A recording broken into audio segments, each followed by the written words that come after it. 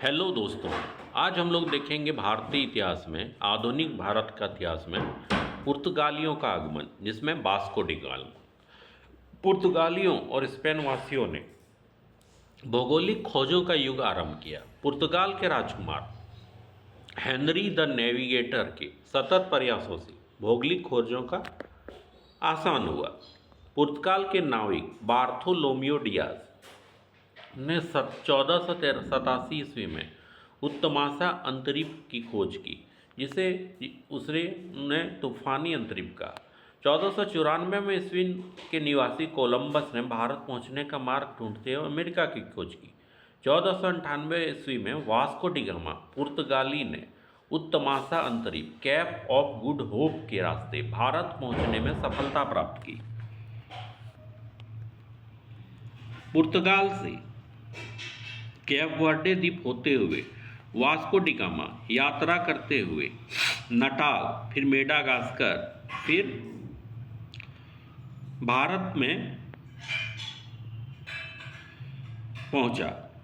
ये समुद्री रास्ते से भारत में आए और इन्हीं को ये खोज जाता है। अब मैप में देख सकते हैं। इसके बाद यहाँ आने के बाद वास्को डी गामा 8 जुलाई 1497 को पुर्तगाली नाविक वो 20 मई 1498 को केरल के कोझिकोड जिले के कालीकट कापड़ गांव पहुंचा था। यहीं से दूर कोची में वास्को डी गामा पहुंचे और 3 बार वे पुर्तगाल गए और आए। आना जाना इसी क्रम में लगा हुआ रहा। वास्को डी गामा का गांव साइनस पुर्तगाल का रहने वाला था। इनका घर नौसा सेनहोरा दास सलास के गिरजाघर के निकट स्थित था। वास्को डी गामा समुद्र के रास्ते भारत पहुंचने वाला प्रथम व्यक्ति था। यूरोप से भारत आने का सीधा समुद्री रास्ता खोजने का श्रेय वास्को डी गामा को जाता है, जिसने लगभग 9 महीने की कठिनाई भरा सफर तय किया। वास्को डी गामा पुर्तगाल के रहने वाले थे। भारत की खोज के लिए कई साल पहले ही अपने पुर्तगाल से निकल चुके थे और दूसरे महादेश पहुंच जाते थे, लेकिन अंत में भारत पहुंच गए।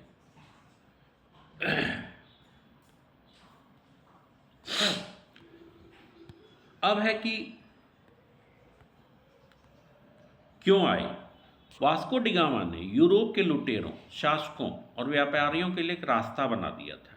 इसके बाद भारत पर कब्जा जमाने के लिए यूरोप ने कई व्यापारी और राजाओं ने कोशिश की और समय समय पर वे आए। उन्होंने भारत के केरल राज्य के लोगों को मैत्री की। पुर्तगाल की वजह से ब्रिटिश लोग भी यहाँ आने लगे।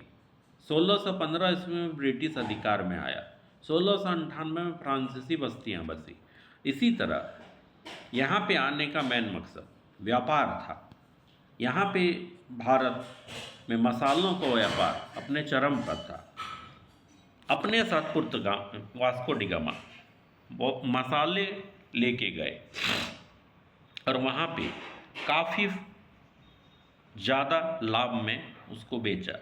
ये देखते हुए कई व्यापारी भी भारत आने लगे और यहाँ पे मसाले अपने देश ले जाके व्यापार करने लगे। Thank you for